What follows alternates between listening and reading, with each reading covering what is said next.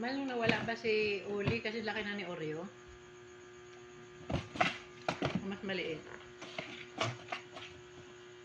Mas maliit.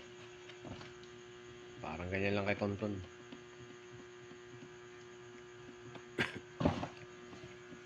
Ang lahi ni Oreo pala mackerel tabikat. Mackerel tabikat. Kaya pala din naman si Oreo. Parang may ano nga yung eyeliner, di ba? Yung mata. Yun yung sinasabi ni Bibi.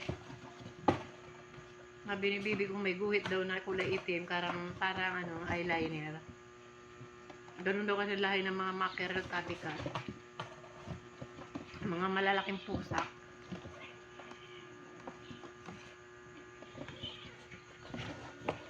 Ang nanay ni Oreo kamukha niya? Kamukha ni Oreo? Oo. O yun na nga yun. Kaya mackerel tabikat nga siya.